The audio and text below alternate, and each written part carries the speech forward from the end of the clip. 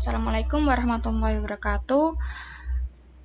Pada kesempatan kali ini, kita akan belajar mengenai kerajaan Islam di Indonesia. Kita akan mempelajari mengenai sejarah perkembangan kerajaan Islam di Indonesia. Yang pertama ada kerajaan Islam di Sumatera, kerajaan Islam di Jawa, kerajaan Islam di Kalimantan, kerajaan Islam di Gorontalo, kerajaan Islam di Ternate, dan kerajaan Islam di Nusa Tenggara. Yang pertama ada kerajaan Islam di Sumatera. Kerajaan Islam di Sumatera ini ada dua. Yang pertama kerajaan Samudra Pasai dan kerajaan Aceh Darussalam. Yang pertama kita akan membahas mengenai Samudra Pasai. Yang pertama mengenai pemimpin. Kerajaan raja pertamanya adalah Merasilu yang biasa dikenal sebagai Malik Al-Soleh. Yang kedua mengenai sejarah berdirinya. Kerajaan Samudra Pasai dikenal juga sebagai Samudra Pasai yang berdiri sekitar abad ke-13 Masehi. Kerajaan ini berkuasa kurang lebih sekitar 29 tahun yang merupakan hasil proses islamisasi daerah-daerah pantai yang pernah disinggahi oleh para pedagang muslim sejak abad ke-7. Kerajaan Samudra Pasai merupakan gabungan dari kerajaan Pase dan Perlak. Yang selanjutnya kita akan membahas mengenai wilayahnya. Kerajaan Pasai ini berada di pesisir timur Laut Aceh. Ibu kotanya berada di muara Sungai Pasangan, yaitu Samudra dan Pasai. Yang selanjutnya kita akan membahas mengenai kontribusi. Kita akan membahas mengenai kontribusi terhadap penyebaran agama Islam. Di dalam catatan sejarahnya, Pulau Sumatera merupakan awal mula syiar agama Islam di Nusantara. Dari Sumatera lah Islam mengembangkan sayap dakwahnya ke seluruh penjuru tanah air. Yang selanjutnya itu mengenai sejarah runtuhnya. Pada tahun 1521, kerajaan Samudra Pasai ditaklukkan dan dikuasai oleh bangsa Portugis dan kemudian menguasainya selama 3 tahun. Setelah itu, Samudra Pasai masuk di bawah kekuasaan kerajaan Aceh. Ya, selanjutnya kita akan membahas tentang kerajaan Aceh Darussalam. Yang pertama kita membahas tentang pemimpinnya. Raja pertamanya adalah Alim Bukhot. Kemudian ada Sultan Alauddin Riayat Shah. Beliau merupakan peletak dasar kebesaran Aceh. Dan juga ada Sultan Iskandar Muda, beliau yang telah berhasil membawa kejayaan kerajaan. Yang selanjutnya membahas wilayahnya. Kerajaan Aceh Darussalam ini berada di Kabupaten Aceh sendiri. Yang selanjutnya mengenai wilayah kekuasaan. Wilayah kekuasaan meliputi pelabuhan pesisir timur dan barat Samudra dan Aceh. Kemudian Tanah Gayo dan Minangkabau. Yang selanjutnya yaitu membahas sejarah runtuhnya. Jadi sebelum mengalami kemunduran, kerajaan ini dipimpin oleh Sultan Iskandar Tsani. Kemudian sepeninggal beliau dipimpin oleh penguasa yang lemah hingga mengalami kemunduran.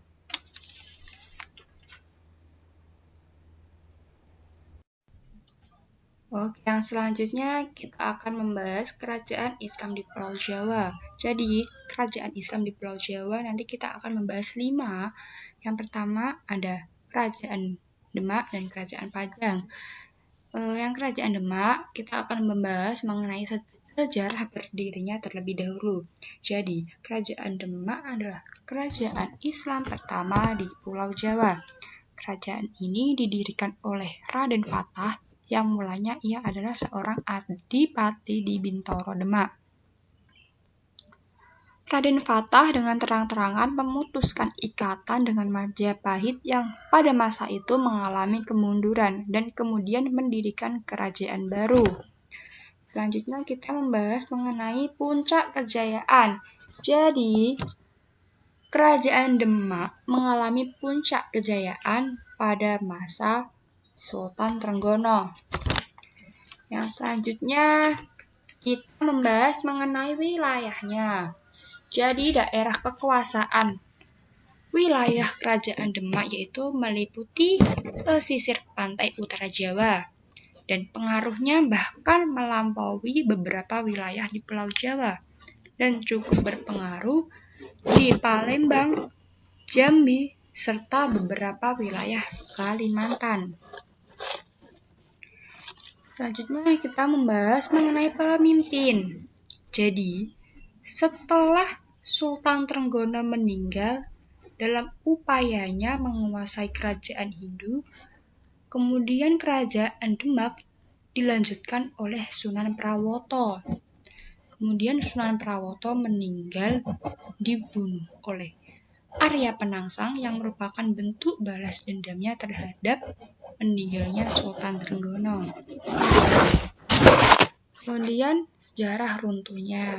Jadi, atas pertarungan 1 lawan 1 perlawanan Arya Penangsang berhasil dipatahkan oleh Jaka Tingkir. Kemudian Jaka Tingkir naik tahta kerajaan dan penobatannya oleh Sunan Giri. Setelah menjadi raja, ia bergelar Sultan Hadiwijaya dan memindahkan pusat pemerintahannya dari Demak ke Pajang. Oke, yang selanjutnya mengenai Kerajaan Pajang. Kita membahas tentang sejarahnya terlebih dahulu. Jadi, mengenai sejarah yang sudah sedikit pada Kerajaan Demak. Jadi, Kerajaan Demak sama Pajang itu masih menyambung, yaitu karena kalahnya Raden Arya Penangsang atas pertarungannya dengan Jaka Tingkir. Jadi, Kerajaan Demak merupakan lanjutan dari Kerajaan Pajang. Yang selanjutnya kita membahas mengenai pemimpinnya. Setelah Jaka Tingkir meninggal, ia digantikan oleh menantunya Arya Panggiri. Kemudian alasan runtuh. Jadi karena putra Sultan Hadiwijaya yaitu Pangeran Benawa ingin menguasai dengan meminta bantuan penambahan senopati, akhirnya penguasaan Mataram berhasil mengusir Arya Panggiri.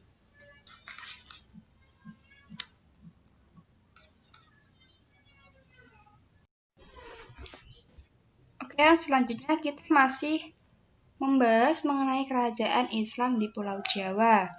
Jadi, kita akan membahas mengenai kerajaan Islam Mataram dan kerajaan Cirebon. Yang pertama, kita akan membahas mengenai pemimpinnya.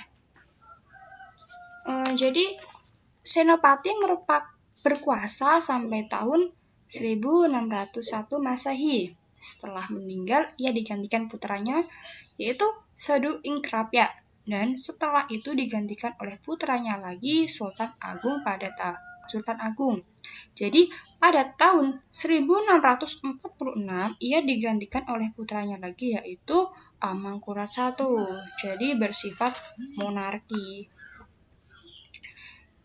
Kemudian mengenai alasan runtuhnya. Jadi, alasan runtuh karena sering terjadi pemberontakan seperti perang saudara dan pembantaian para ulama.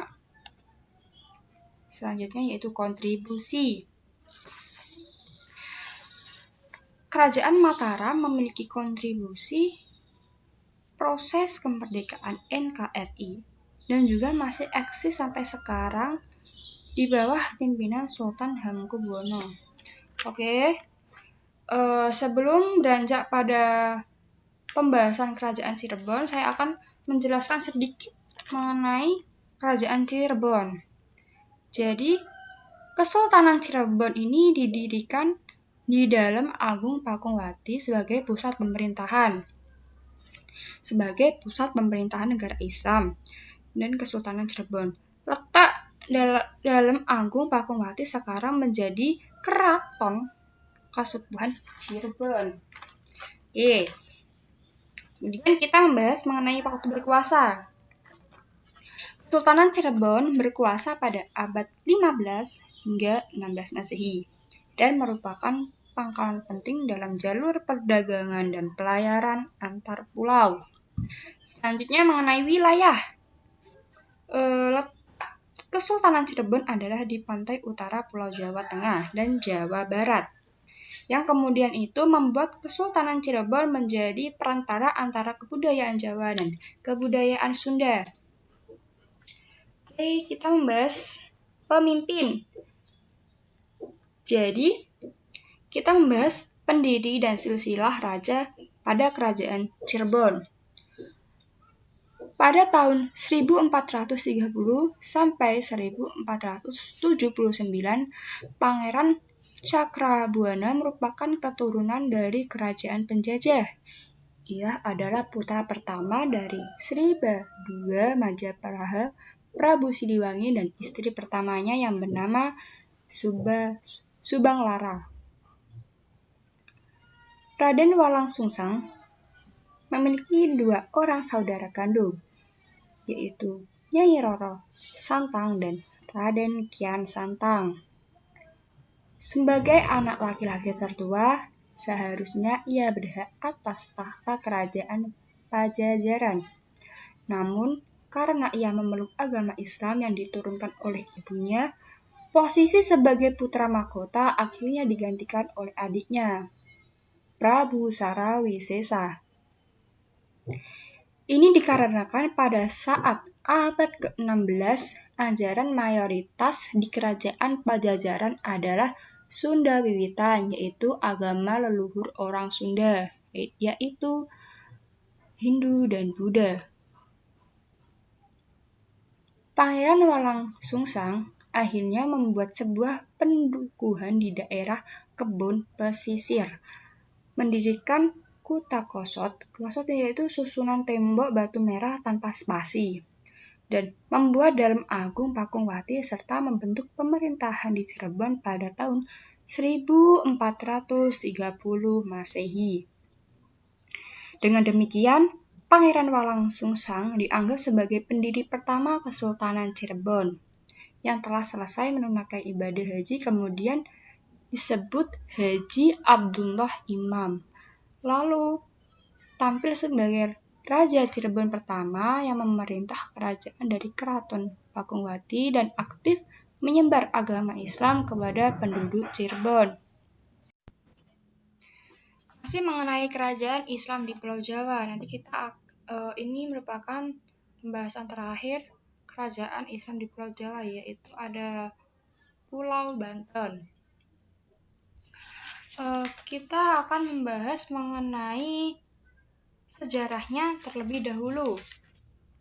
Jadi, pada tahun 1524 atau sekitar tahun 1525 Masehi, Sunan Gunung Jati bersama pasukan Demak merebut pelabuhan Banten dari kerajaan Sunda dan mendirikan Kesultanan Banten. Dan raja pertamanya otomatis adalah Sunan Gunung Jati. Selanjutnya yaitu puncak kejayaan. Jadi, terjadi pada masa pemerintahan Abdul Fattah atau lebih dikenal dengan nama Sultan Ageng Tirtayasa. Saat itu, pelabuhan-pelabuhan Banten telah menjadi pelabuhan internasional sehingga perekonomian Banten menjadi maju. Kemudian, sebab runtuhnya. Pada tahun 1813, Sultan Muhammad Syafiuddin diracuti dan dipaksa turun tahta oleh Thomas Stamford Raffles akibat VOC memperoleh hak monopoli perdagangan lada di Lampung dan kemudian Kesultanan Banten dihapuskan oleh kolonial Belanda.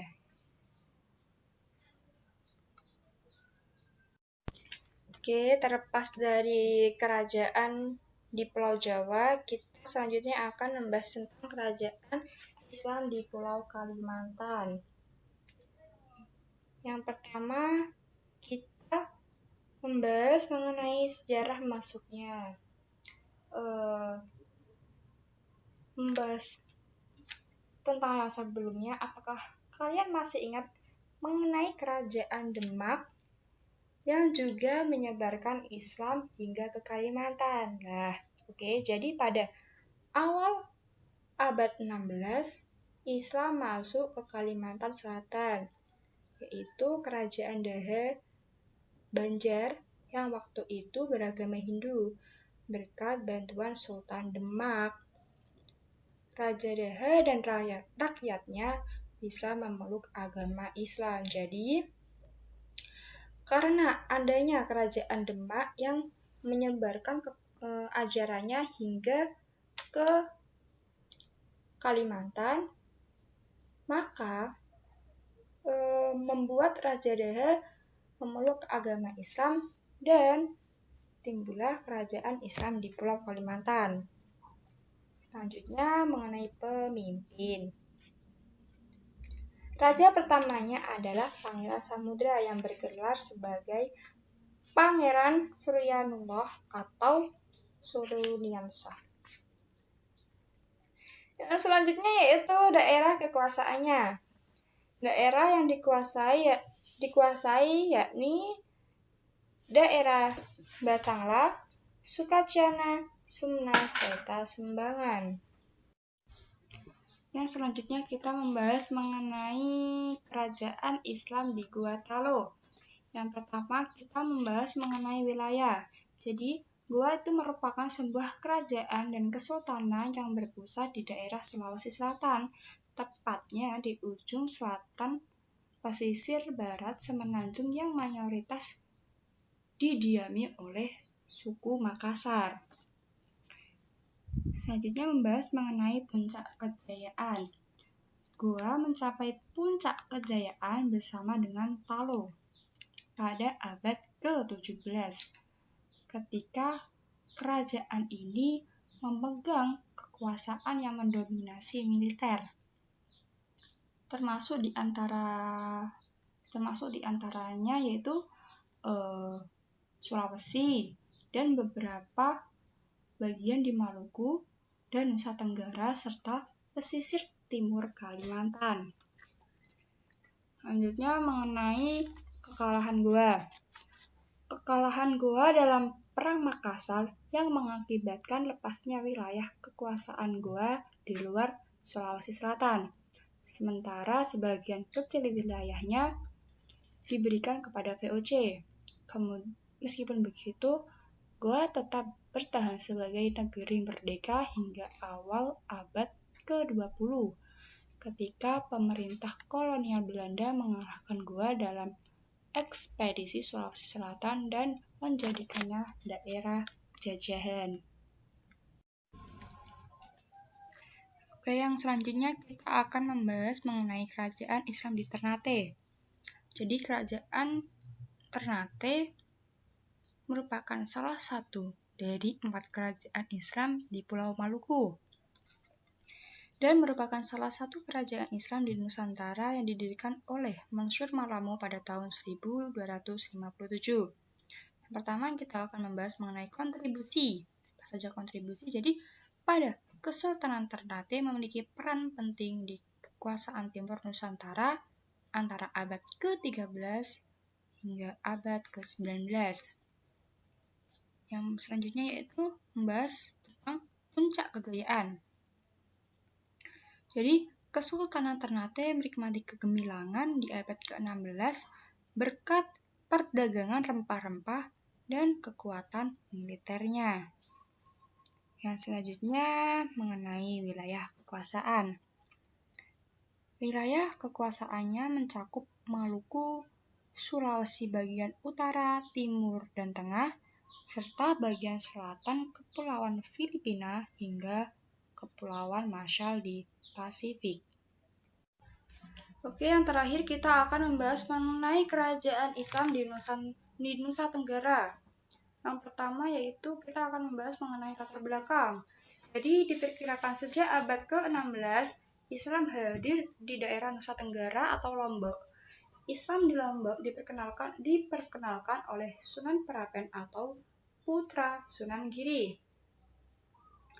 Kemungkinan masuknya Islam ke Sumbawa ini dengan melalui Sulawesi, yaitu dengan dakwah mubalik dari Makassar.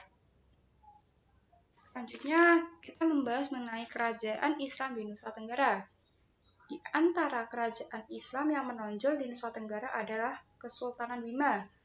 Raja yang pertama adalah Rumama Batawadu yang bergelar Sultan Bima I atau Sultan Abdul Khair pada tahun 1611 sampai 1640. Literatur mengenai sejarah Kesultanan Bima di abad 20 dapat diperkaya pada gambaran terperinci syair Kerajaan Bima. Syair Kerajaan Bima mengisahkan peristiwa-peristiwa yang terjadi di Kesultanan Bima pada kurun waktu 1815 hingga 1829. Ada 4 kejadian yang diceritakan dalam syair tersebut, yaitu mengenai wafatnya Sultan, angkatnya penggantinya, seragam perampok, dan meletusnya Gunung Tombara. Syair Kerajaan Bima dikarang oleh khatib yang bernama Lukman, yang masih merupakan kerabat Sultan Bima sekitar tahun 1830. Sekian video pembelajaran tentang kerajaan Islam di Indonesia. Semoga bermanfaat. Stay at home, stay healthy. Assalamualaikum warahmatullahi wabarakatuh.